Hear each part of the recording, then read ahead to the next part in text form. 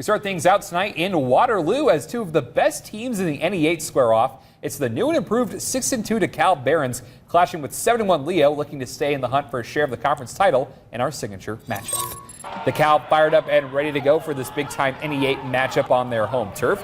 Lions on the move early as Titus Stoller fires to Foster Swaney, and that winds up in the hands of Drake Hall in the end zone for an unreal interception for the Barons. DeKalb marching now as Eli McCormick fakes the handoff, and he is blown up in the backfield by Isaiah Coleman for the Leo sack. Couple plays later, McCormick trying to make something happen, avoids the rush, and tosses it to Bo Meinhardt, who beats the defense and makes his way to pay dirt for the Barons' first score of the game.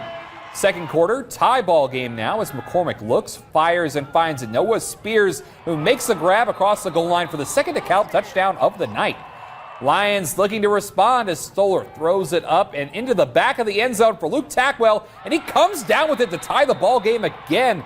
But DeKalb comes out with the win in a 31-28 final. And another battle in the Northeast 8, Belmont traveling over to the #1 team in the conference, East Noble. The Knights look to secure their top spot as the champions tonight. And East Noble getting ready to kick things off for the second half as they're already up 54-0. Belmont looking for some life here as quarterback Charlie Ferrote stays patient in the pocket, launches downfield to Corbin Omlar, who makes the grab and takes off, putting the Braves in position to score. That sets up Ferrote again as he drops back and finds Mason White deep and connects for Belmont's first touchdown of the night. But East Noble wasn't done yet. Gabriel Krantz hands it off to Jaden Smith, who finds the gap and charges downfield behind his blockers, earning a huge first down for the Knights. Soon after, Krantz airs it out here as Jack Ernberger tracks to the right and into the end zone. He'll make the catch for another Knights score. East Noble closes things out dominantly, taking down Belmont 60-7 as they claim the NE8 title for the third year straight. And over in the SAC, Bishop Dwenger students fired up, hoping to see their team clinch the conference title with a win over Southside. Saints lead 10-6 out of the half as Nicholas Dimer gets leveled in the backfield by Keon Beasley for the Archers. Very next play, though, Henry Jordan rifles it to Zion Bongo, and he's off to the races for Dwenger. A huge pickup here to move the sticks before his momentum is stopped in the red zone. That sets up this handoff to A.J. Shefferly, who muscles his way in for the 5-yard touchdown to create a little distance. The Saints decide to go for two on the fake kick as Doug Henry strolls into the end zone for two, and Bishop Dwenger secures the SAC crown in a 28-12 final. And it's senior night in Pinkout as Northside closes out their regular season against Snyder. Second quarter, Panthers quarterback Max Johnson looks to air it out, but Northside's Jalen Jackson jumps in the roof and snags the interception. Legends in great field position.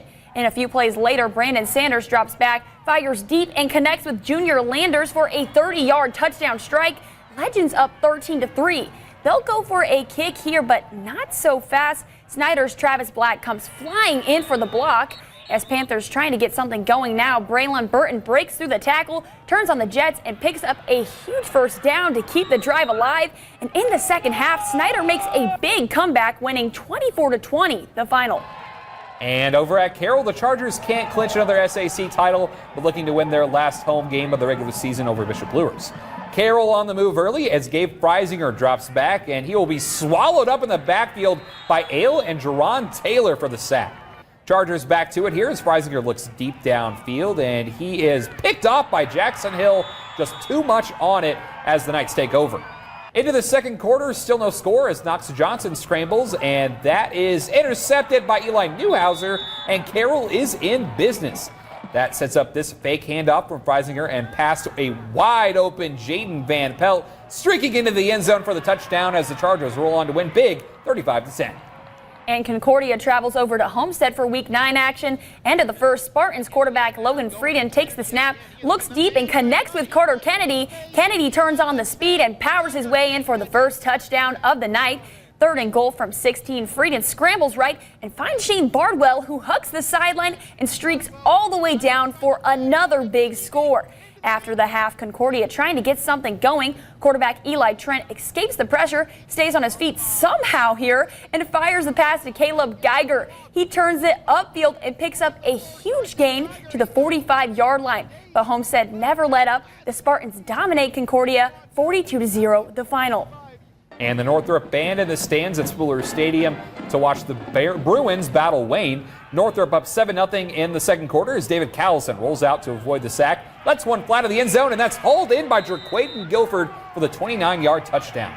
Bruins back to it as Kobe Reese gets the rock, bulldozes his way through the middle, stays on his feet, and he powers his way into the end zone for the 10-yard score to make it a 20-0 ball game.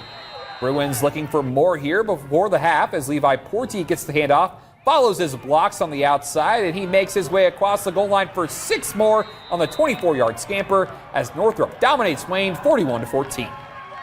And Bluffton ready for some action against Blackhawk Christian. Axton Bestie's going to hand things off to Cooper Craig. He rumbles and tumbles through the Braves defense for a Tigers first down. Moments later, Bestie goes back to Craig, and this time he's in for an easy first 6 of the night. Braves looking to answer now as sophomore quarterback Max Warner stands tall in the pocket and finds Dylan Grimes for the pick up some yards. But no score for the Braves, and it's back to Bluffton as Bestie drops back and tosses it to Craig, who launches one deep downfield, and Maddox White grabs it in the 30, then turns on the Jets for a big gain. Bluffton just kept on rolling, and the Tigers find the end zone once again to go on to dominate Blackhawk Christian 55-0.